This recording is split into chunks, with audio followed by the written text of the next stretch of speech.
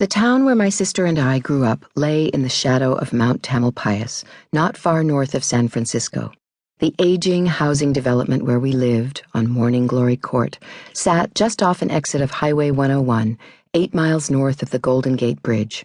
Buses ran from where we lived to San Francisco, the bridge marking the entrance to that other world, though we also knew people came there to jump. But for us, the city might as well have been the moon. Our father had grown up in the city, North Beach, home of the real red sauce, he told us. This was where the hippies had once come for the summer of love, and where Janis Joplin had once walked the streets of the hate, and cable cars ran, and that crazy Lombard Street snaked past rows of pretty pastel Victorian houses, and where another Patty, Hearst, had walked into a Hibernia bank one day, a few years back, carrying an M1 carbine as one of the Symbionese Liberation Army. Later, rock stars started buying houses on the other side of the highway from where our house sat, but back in those days, it wasn't a fashionable place yet. The day would come when people built high walls around their property and posted signs alerting would-be burglars to the existence of their security systems. But those were still trusting times. Our yards flowed into one another, free of hedges or fences, so girls like us could run from one end of the street to the other without the soles of their keds once touching asphalt. People moved easily among their neighbors, and few locked their doors. Our house, number 17, was the smallest on the street. 2 dark little bedrooms, a low-ceilinged living room, and a kitchen the previous owners had decorated with green formica and matching avocado green appliances, none of which could be counted on to function reliably. The living room was covered in wood paneling, an effect meant to make the place seem cozy, perhaps, though one that hadn't succeeded.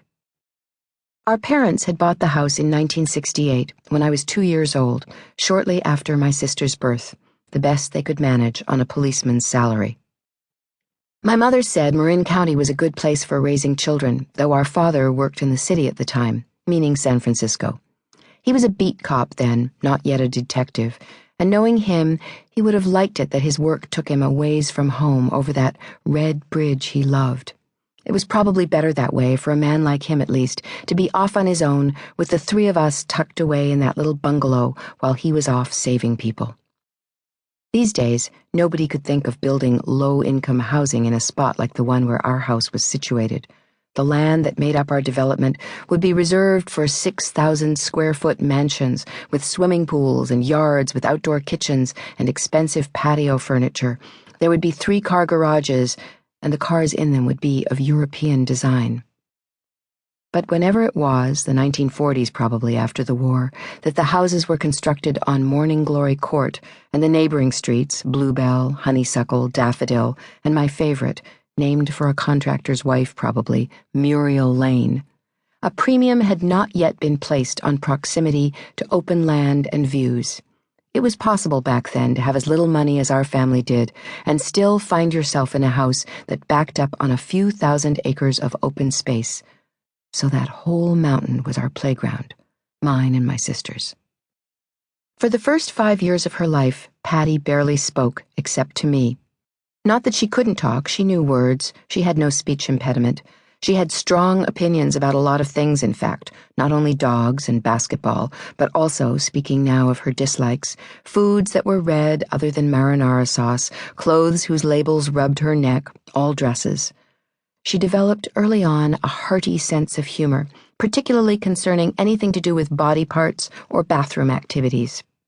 Burping never ceased to amuse her. A fart, particularly coming from a well-dressed woman or a man in a suit, sent her right over the top.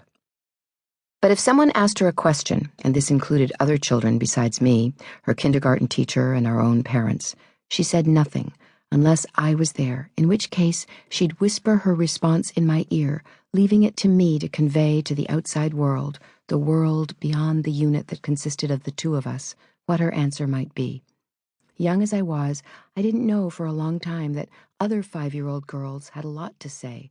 I didn't know this wasn't how things went with everybody's little sister.